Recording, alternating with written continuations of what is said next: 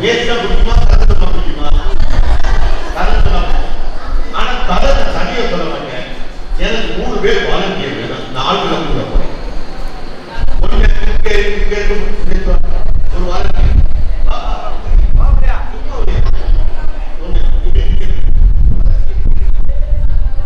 ஒரு பையன். யார் வாலண்டியர்? யார் வாலண்டியர்? நான் கூட போறேன். நான் யாரு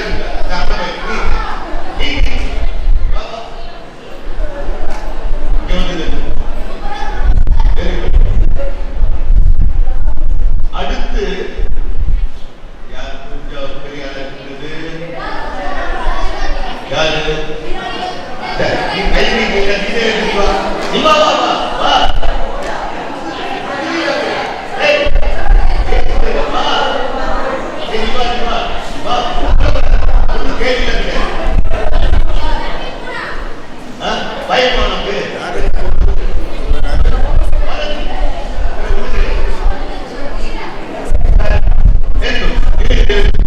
நான் சொல்றத கவனமா நான் என்னுடைய கருத்து சொல்லிடுறேன். நிறைய பேரு ஒரு திருப்பி சொல்றாங்க, வாய்ப்பு ஏற்படுத்துறாங்க. இந்த கோடை காலத்துக்கு வாய்ப்பு. அதனால இதுங்களுக்கு பேரு வாய்ப்பு. என்னது? வாய்ப்பு. இந்த பேர் என்ன? வாய்ப்பு. இரண்டாவது இருக்கிற பேரு உடல் இருந்தார். உங்க பேரு உடல் இருந்தார். மூன்றாவது நம்ம பேரு பயன்படுத்திக் கொள்ள. பயன்படுத்திக் கொள்ள.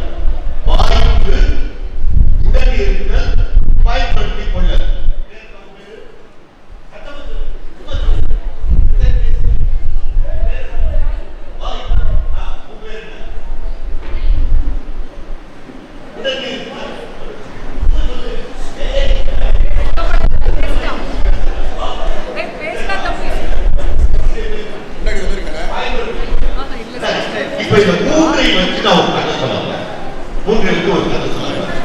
இதுல வாய்ப்பு என்பதை நீங்களும் ஏற்படுத்திக் கொள்ளணும், தேட வேண்டும். நாங்களும் உங்களுக்கு வாய்ப்பு. அதுதான்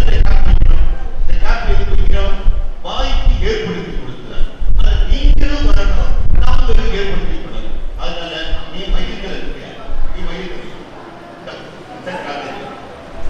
இரண்டாவது உங்களுடைய பேர் என்ன? பேர் என்ன? உடல் இருத்தல். உடல் இருத்தல் யார் அப்படின்னா இங்க இருக்கக்கூடிய நண்பர்கள் அமைப்பை சார்ந்தவர்கள். நீங்க அந்த பக்கம் போயிடும், அந்த பக்கம்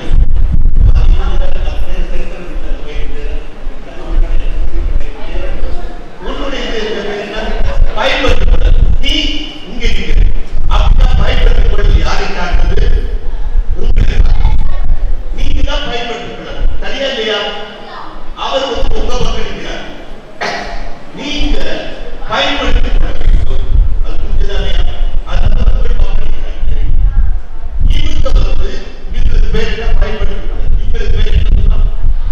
வாய்ப்பு. வாய்ப்பு என்பது 2 பேரையும் சார்ந்தது.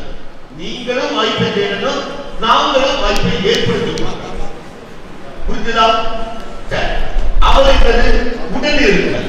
உடல் இருக்கிறது எங்களை மாதிரி ஆட்கள் உங்களுடைய இதை வச்சு ஒரு கதை சொல்ல.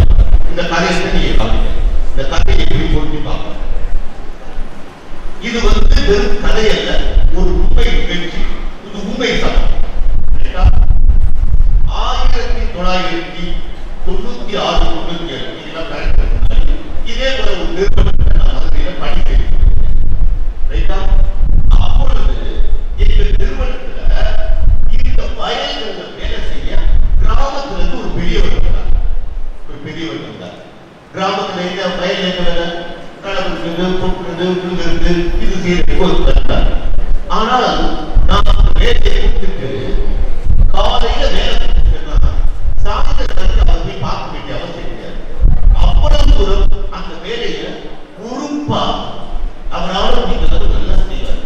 அந்த வேலை செய்ய பார்த்துட்டு எத்தனையோ ஆட்கள் ஏமாற்றுவாங்க. இவர் யாரையும் ஏமாற்றாம தன்னால பொறுப்பாக செய்கிறாரே, யாரும் பார்க்காம அப்படின்னா வேலை நல்லா அவரோட கடனா இருக்கு. கொஞ்ச நாளைக்கு பிறகு சொன்னாரு, என் பையன்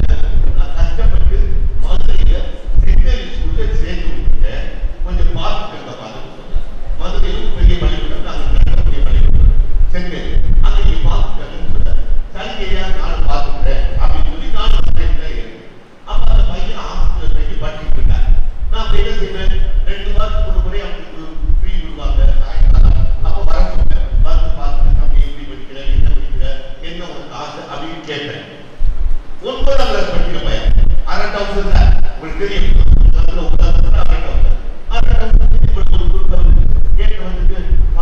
நான் நல்லா படிப்பேன், கிராமத்துல தான் பார்ப்பேன், முதல் முறையா டவுன்ல வந்து படிக்கிறேன். ஆனா எனக்கு கலெக்டர் ஆகுது ஆசை, ஐஏஎஸ் ஆகணும் ஆசை அப்படின்னா நான் சிரிச்சுக்கிட்டே ஆசைப்படுறது ஒன்று தப்பு இல்லையே, நல்லதானே தம்பி, நீ நல்லா படி கலெக்டர் ஆகலாம் அப்படின்னு அவன் பாசமா நல்ல வார்த்தை சொல்லி நல்லா படிப்பா தம்பி, நீ வரலாம் அப்படின்னு சொல்லுவாரு. 9ஆம் கிளாஸ் முடிச்சா, 10ஆம் கிளாஸ் அதே பள்ளிக்கூடத்துல படிச்சு முடிச்சா. 10ஆம் கிளாஸ் படிக்கும் போது நல்ல மார்க், அதிகமான மார்க். சரி தம்பி, நீ நல்ல மார்க் எடுத்துக்க, இந்த அடுத்து என்ன செய்ய நினைக்கிறேன் அப்படின்னு கேட்கிறேன். அவன் அப்பவே ஃபாதர், இங்க சென்னையில் சொல்லுங்க பள்ளிக்கூடத்தை நல்லா சொல்லி தராங்க. ஆனா இதை விட ஓரில் உள்ள இன்னொரு நீங்கள் பள்ளிக்கூட இன்னொரு பகுதியில் அந்த பள்ளிக்கூடத்துல நல்ல மோட்டிவேஷன் கோச்சிங் எல்லாம் கொடுக்குறாங்களா, நீங்க அங்க சேர்த்து கொடுங்க அப்படின்னு சொல்லி கேட்டார். சரிப்பா தம்பி, அங்க அடிச்சு கொடுத்துருக்கேன், ரொம்ப நல்ல சொல்லு, நிறைய புரிஞ்சுது. இருந்தாலும் எங்கள் சபையினால கல்வி கொடுத்து விட்டேன். அவர் பார்த்துட்டு தப்பு, இந்த பையன் நல்லா மார்க் வாங்கிருங்க, அட்மிஷனா முடிஞ்சிருச்சு, நீங்க சொல்றீங்க நான் சேர்த்துக்கிறேன் அப்படின்னு சொல்லி 11 பள்ளி சொல்லி பாருங்க. 12ஆம் கிளாஸ்லயே நல்ல மதிப்பெண், நல்ல மதிப்பெண்.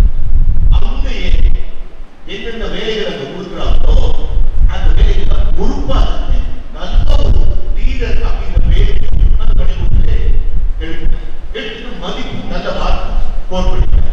முடிச்சுட்டு கரெக்ட் எல்லாரும் காலேஜ் படிக்கிறது, டாக்டர் கரெக்ட் ஆகுங்க. அப்ப அவனுக்கு ஆசை, நான் ஒரு டாக்டருக்கு போகணும்னு சொல்லி அந்த காலத்துல ஒரு கவர்மெண்ட் பரீட்சை வைக்கும். அந்த பரீட்சையை எழுத ஆரம்பித்தார். முதல் முறை பரீட்சை எழுதுனா மெடிக்கல் காலேஜ்ல டாக்டருக்கு படிப்பதுல அவருக்கு வெயிட்டிங் லிஸ்ட் எடுத்து அப்பதான் சீட் கிடைக்காது, கவர்மெண்ட் சீட்டு கிடைக்காது, உறுதியாகி போயிடுச்சு. அப்ப அவங்க என்னோட தங்கி இருக்கிறாங்க. அவங்க அப்பா அம்மா வர்றாங்க. அவங்க அப்பா அம்மா படிச்சவங்க இல்லை, கை நாட்டு தங்களுக்கு வீட்டுல ஏதோ ஒண்ணு கிடையாது. இன்னொரு வீட்டுல வாரத்தை போட்டு தங்கி இருக்காங்க. அவளுக்கு வயசுக்குள்ள ஒரு தங்கச்சி, அவளுக்கு ஒழுங்கு இடம் இருக்காது. ஊருக்கு போன சொந்தக்கார வீட்டுல தங்க ஒரு பொண்ணு வைக்கிறாங்க. இதான் நான் தங்கி இடத்துல அவங்க அப்பா அம்மாவை அழுகிறாங்க. இவனை எப்படியாவது ஒரு டீச்சர் ட்ரைனிங் சேர்த்து விட்டுருங்க, நாங்கெல்லாம் படிக்காதவங்க, இவன் ஒரு டீச்சரா இருக்கிறவங்க கூட கையில நான் சம்பாதிப்பேன், எங்களை காப்பாத்திடுவேன் அப்படின்னு சொல்றாங்க. இந்த சின்ன பையன் அழுகிறான். எப்ப 12ஆம் முடிச்சுட்டு அழுகிறான், நான் டீச்சர் எல்லாம் போக மாட்டேன், என் கலெக்டர் ஆகுங்க, நான் எப்படியாவது டாக்டர் ஆகிட்டு கலெக்டர் ஆக அப்படின்னா. அப்ப நான் யோசித்தேன், என்ன சொல்றேன் தெரியுமா, நீ போங்க, நான் அந்த பையனை வச்சு நான் பார்க்கிறேன், என்ன போறோம் அப்படின்னு சொல்லி பக்கத்திலே அவனுக்கு லீவு கூட 9ஆம் கிளாஸ் 10ஆம் கிளாஸ் படிக்கும் போது போக இடம் இல்லை, வீடு கிடையாது. அப்ப நான் என்ன செய்வேன், இது மாதிரி நாங்களும் பல இடத்துல கேம்ப் நடத்தும். அந்த கேம்ப்ல போய் பிள்ளைகிட்ட போய் சொல்லிக் மூலமா வளர்ச்சியை பார்த்துக்கலாம் சொல்லி அதனால பல இடங்கள்ல சிவகாசி எல்லாம் இந்த மாதிரி கேம்ப் பிள்ளைகளோட வளர்ந்து வந்தேன். மனிதர்களை முடிச்சு ஒரு வருஷத்துக்கு நான் படிச்சு அடுத்து நான் மார்க்கெட்டு டாக்டருக்கு மெடிக்கல் காலேஜ் போயிடுவேன்னு சொன்னேன். அப்படியே 6 மாதம் என்னோட தங்கி கம்ப்யூட்டர் படிச்சுட்டு அப்புறம் 6 மாதம் பண்ணி அடுத்த மெடிக்கல் காலேஜ் சீட்டு கிடைக்கும். சீட்டு கிடைச்சு 4 ஆண்டுகள் மெடிக்கல் காலேஜ் முடிச்சு டாக்டர் ஆகி முடிச்சுட்டு அடுத்து போக நிறைய செலவு. அவனாகவே சொந்தமாக நாங்கள் டாக்டர் ஆகிட்டேன். கேரளா மெடிக்கல் ஆஸ்பத்திரியில சேர்ந்து அந்த டாக்டரை பணி செஞ்சு சம்பாதிச்சாங்க. கையில காசு வந்து காசு வச்சு முடிய வச்சிருக்கிறாங்க. ஆனா ஒரு 1-2 வருஷத்துக்கு எனக்கு போன் எடுத்தார். பாதிக்கு கையில காசு சம்பாதிச்சுட்டேன், கையில காசு இருக்கு, என்னால மேல படிக்க முடியும். அந்த முதல் கடவுளுக்கு கலெக்டர் ஆகுது, அது என் மனசுல ஓடிக்கிட்டே இருக்கு. அப்ப நான் டெல்லியில இருக்கேன். நீங்க என்ன, நான் உங்களுக்கு தொந்தரவா இருக்க மாட்டேன், நானே டெல்லியில ஒரு ரூம் எடுத்து தங்கி படிச்சு வீட்டுக்கு கலெக்டர் படிக்கிறதுக்காக அப்படின்னு அங்க வர 2 ஆண்டுகள் அங்கு பல கோச்சிங் சென்டர்ல போய் படிக்கிறார். படிச்சா பிரிலிமினரி பாஸ் பண்றார், மெயின்ஸ் பாஸ் பண்றார். ஆனா மெயின்ஸ் போயிட்டு 2 வருஷம் அவனாலே கண்டுபிடிச்சார் இந்த ஒரு சப்ஜெக்ட் இதை மாற்றம் சொல்லி 3வது சப்ஜெக்டை மாற்றி சென்னையில் வந்து படிக்கிறதுக்கு மெயின்ஸ் பாஸ் பண்ணது மட்டும் இல்ல, அந்த சமயத்தில் அடுத்து இன்டர்வியூ போகணும். இன்டர்வியூ நடத்தும் பல பேர் இன்டர்வியூல சூஸ் பண்ணுவாங்க. அவனாவது அப்பொழுது இருந்த ஐஏஎஸ் அதிகாரி போய் எனக்கு ஒரு இன்டர்வியூ கண்டக்ட் பண்ணுங்க, நான் இன்டர்வியூ போறேன்னு சொல்லி அவனாவே மோட்டிவேட் பண்ணி அவனாவே வாய்ப்பை ஏற்படுத்தி பயிற்சி எடுத்துக்கொண்டு அதையும் செய்தார். என்னைய பொறுத்தவரைக்கும் என்ன தொந்தரவு பண்ணுவான்னா ஒவ்வொரு நாளும் இரவு ஒரு மணி நேரம் அவனோட போன்ல இந்த கேள்வி வந்தா என்ன பதில் இருக்கு, இந்த கேள்வி கேட்டா என்ன பதில், இப்படி பல உலக விஷயங்கள் நாட்டு நடந்தது இதெல்லாம் பேசி கடைசியில அவன் ஐஏஎஸ் அந்த இன்டர்வியூ பாஸ் பண்ணி ஐஏஎஸ் ஆக பெரிய மாற்றம். எனக்கு 2011ஆம் ஆண்டு எனக்கு 50 வயசு. அவன் ஐஏஎஸ் எல்லாத்தையும் கொண்டாட்டம். இன்று அவர் வெஸ்ட் பெங்கால் ஐஏஎஸ் அதிகாரியாக பணியாற்றிக் கொண்டிருக்கிறார். பல ஜிஎஸ்டி டிபார்ட்மெண்ட்டிலே ஒரு தலைவர் அமைப்பு படிக்கிறார், சிறப்பாக படிக்கிறார். அப்ப நான் ஒவ்வொரு நாளும் அங்க போகும்போது அங்க போய் பார்த்துட்டேன். ரைட்யா நீ நல்லா வந்துட்ட, நான் அதாவது நீ கற்றுக்கொண்ட மதிப்பீடுகளை எப்படி பயன்படுத்துகிறாய் அப்படின்றத முதல் முறை போய் கேட்டேன். ராம்பூர் நாட்டில் ஒரு இடத்துல போய் தக்கலைக்கு அங்க போயிட்டு சரி நீ என்ன செய்யற, எப்படி நீ கற்றுக்கொண்ட மதிப்பீடுகளை இப்ப வாழ்ந்து காட்டுகிறாய் அப்படின்னு கேள்வி கேட்டேன். ஒரே ஒரு உதாரணம் சொன்னாங்க. இந்த எனக்கு 60 என்ன சொல்றதுன்னா அருந்ததி, அதாவது சுத்தம் பண்ணக்கூடியவர்கள், குப்பைகளை அழக்கூடியவர்கள், சாக்கடையை சுத்தம் பண்ணக்கூடியவர்கள் 60 பேர் இருக்காங்க. இவங்க யாரும் இல்லை. நான் செய்தது அவர்கள் எல்லோருத்தையும் வர வைத்தேன். வர வச்சு என்னுடைய ஆபீஸ்ல சேர கொண்டு உட்கார வச்சேன். பார்த்த உடனே எல்லாம் அழுதுட்டாங்க. இப்படி எங்களை யாரும் நடந்தது கிடையாது, கூப்பிட்டது கிடையாது. முதல் முறையாக ஒரு அதிகாரி எங்களை மதித்து கூப்பிட்டு அலுவலகத்துக்கு வர சொல்லி சேர் போட்டு உட்கார வச்சு பார்க்கிறாரு. இதையே எங்களால தாங்க முடியாது அப்படின்னு சொல்லி அவங்க கீழே போட்டுட்டு சரி உங்களுக்கு ஏதாவது குறை இருக்கிறதா அப்படின்னு கேட்டேன். எல்லாரும் சொன்னாங்க இன்னும் எங்களுக்கு 40 ரூபா 50 ரூபா தான் சம்பளம் கொடுக்குறாங்க, அது மேல கொடுத்ததில்ல.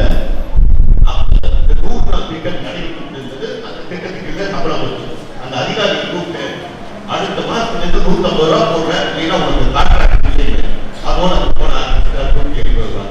ஒரே காலத்தில் இப்பொழுது அவர்கள் அதையெல்லாம் தாண்டி அவனுடைய நண்பர்களுக்கு வல்லமை ட்ரஸ்ட் அப்படின்னு ஒன்று ஆரம்பித்து மதுரையில் இருக்கக்கூடிய டாக்டர் மையத்தோடு சேர்ந்து சில அருமையான பணிகளை செய்து வருகிறார். ஐஏஎஸ் அவன் சொல்லிட்டார், ஐஏஎஸ் ஆவது நம்ம சமூகத்திற்கு 1-2 தான் ஆகும்.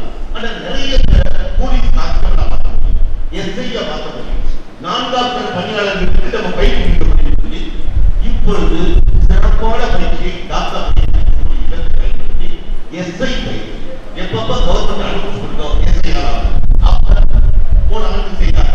ஏறக்குறைய 180 இன்னொரு இடத்தில் சேர்ந்து வந்து நடந்த 300 பேர் பயிற்சியில 172 பேர் முதல்ல செலக்ட் ஆகி 120 பேர் எல்லாத்தையும் அவர் நண்பர்களுக்குள்ள சேர்ந்து எந்த ஒரு பணி நம்முடைய சாதாரண மக்களுக்கு சென்றடைவோ அதை நாம் கொடுப்போம் சொல்லி மோட்டிவேட் பண்ணி அது எல்லாத்தையும் ஆர்கனைஸ் பண்ணி கான்ஸ்டபிள் பயிற்சி நடந்தது, எஸ்ஐ பயிற்சி, இன்னும் அடுத்த மருத்துவ பயிற்சி. இதைத்தான் பார்த்தேன். நான் செய்தது உடல் இருக்கு அவ்வளவுதான். என்ன செய்வது அவனும் உடல் இருக்கார் அப்படின்றார். வாய்ப்பு நான் ஒரு சிலதை ஏற்படுத்தி கொடுக்கலாம், அவனும் தேட ஆரம்பித்தால் அவனும் வாய்ப்பு முன்னாடியே இருந்தார். பயன்படுத்திக் கொண்டது அவன் தான். சொல்ல புரியுதா? அவன் பயன்படுத்தலைன்னா எல்லாம் அவன் பயன்படுத்திக் கொண்டால் வாய்ப்பை அவனும் தேடினான், நானும் ஏற்படுத்தி கொடுத்தேன். ஆனால் நான் முழுமையாக செய்தது உடனிருத்தல். 9ஆம் கிளாஸ் இன்று வரும் உடனிருத்தல் என்பதுதான் எங்களுடைய பணி. எங்களுடைய பணி உங்களோடு உடன் இருக்கிறார். ஆனால் முழுமை பெற வேண்டும் என்றால் வாய்ப்பை நீங்கள் தேட வேண்டும், நாங்கள் உங்களுக்கும் சொந்தம், எங்களுக்கும் சொந்தம்.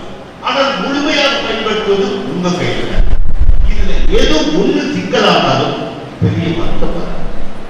ஆக நான் சொல்வது, நாங்கள் உடன் இருக்க தயார். வாய்ப்பை நீங்கள் தேடுங்கள், நாங்களும் வாய்ப்பை ஏற்படுத்தி கொடுப்போம். அதுக்கு அடையாளம் தான் இந்த வாய்ப்பை தர. ஆனால் இதை முழுமையாக பயன்படுத்திக் கொள்வது உங்களுடைய கைதான்.